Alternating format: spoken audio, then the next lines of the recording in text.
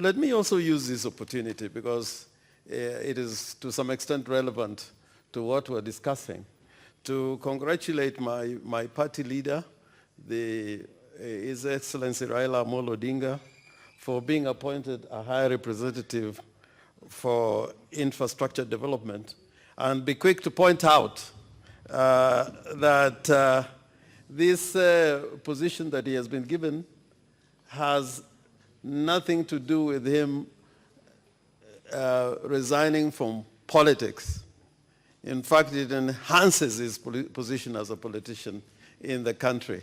And just for the record, in case the people forget, there was one called John Ping, who was a chairman of the AU, leave alone being a high representative. He was a chairman of the African Union, somebody who had performed in the public service as a diplomat, as a politician in the UN system, and was a minister in Cameroon, and eventually he contested a presidential election even after becoming chairman. And coming hot on his heels was Mrs. Zuma, Nkosazana Dlamini Zuma, who was also an African Union chair and continued during that period to be an active and senior member of the ANC in South Africa, and nearly became president of the most economically powerful country in the continent. And we are hoping that in Kenya, somebody will follow Mrs. Zuma's footsteps to not only contest the seat of president, but also become president. And if you look at the record of AU, the people who have been appointed high representatives, they are politicians, practicing politicians, former presidents, and there's a distinction between those high representatives or special representatives, some who have liaison offices.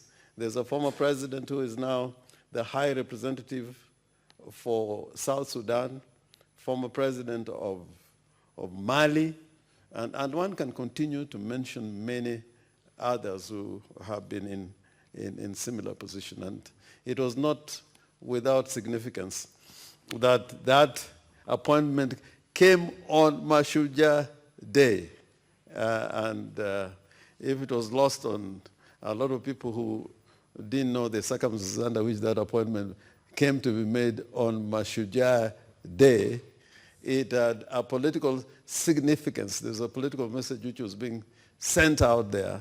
And the fact that another African president was present, and you saw what he did to our two leaders, His Excellency Uhuru Kenyatta and Right Honorable Raila Odinga. So I want to congratulate him to do that. And if you look at the work cut out for him, it has some relevance with what we are discussing here, which is very important about infrastructure, transnational highways, about high-speed railways, about how we are going to use the African skies for Africa itself, for growth and sustainable development.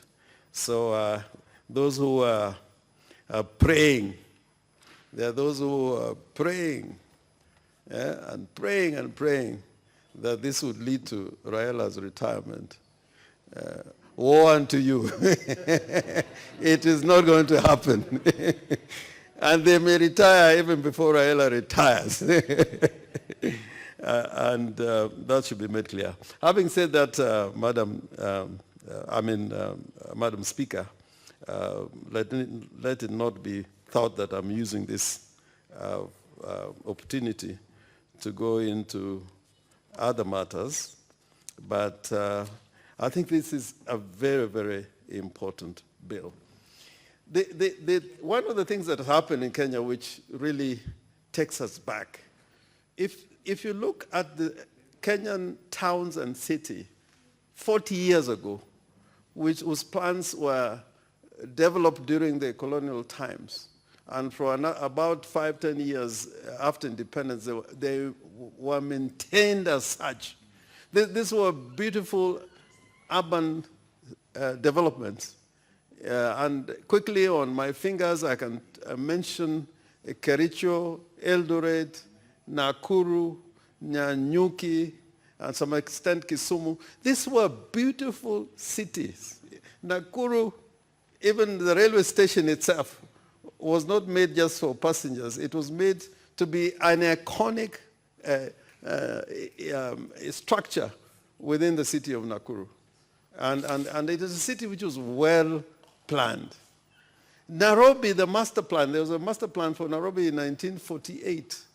And if you look at that master plan, if you had kept that master plan and used it for the development of this city in terms of infrastructure, we would not be having the kind of jams we're having in Nairobi.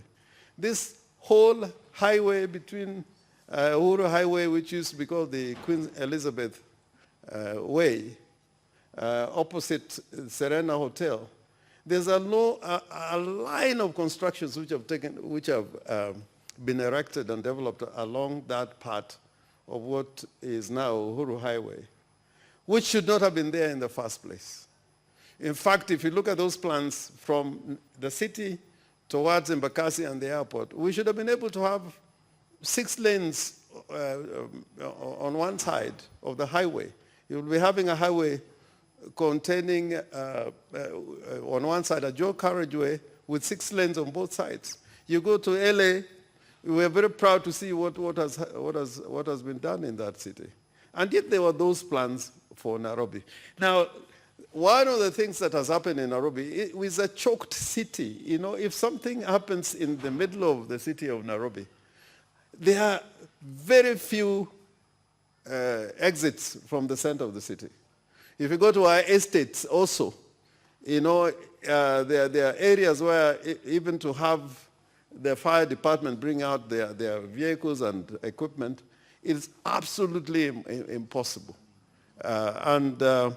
The tragedy is that people from 200 years ago have been planning to develop. But in this part of the world, we are trying to catch up with planning, not even to develop. We are trying to catch up with planning. We got it the other way around. I think this universe, the way it is, although a scholar that I really respect, who died just a few years ago, was saying in the cosmic order and the way the universe is, you know, there's no God. This is some universal order, cosmic order that is there. And through the laws of physics and science, we're able to keep the stars and the planets and galaxies together.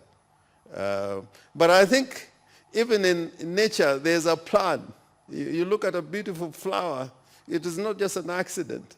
You look at even animals, you know, somebody, even the human beings, you look at them. The other day I was looking at a species of monkeys in Japan, you know, who live in winter.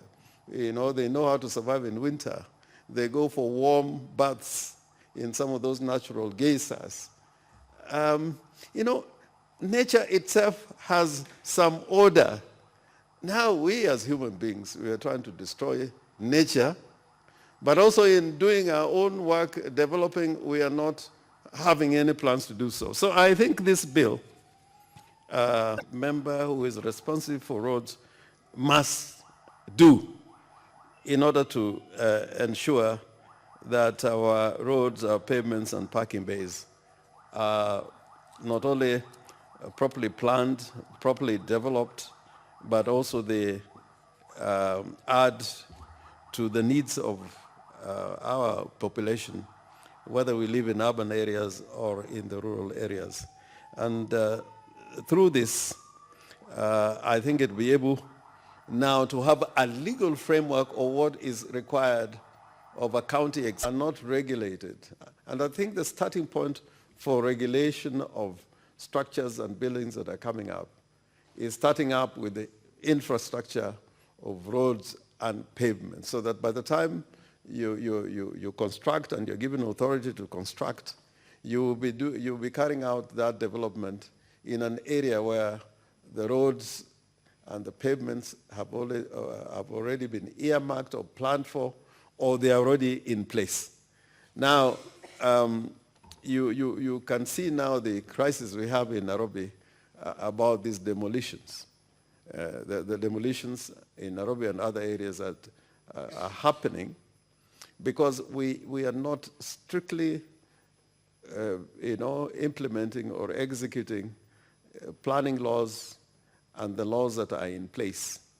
But I think they have not been significant enough or set out in such a way that would enable counties to regulate the use of roads and parking bays and so on.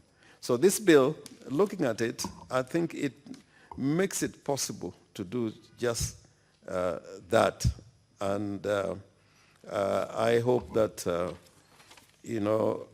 members are going to find it useful to support this bill.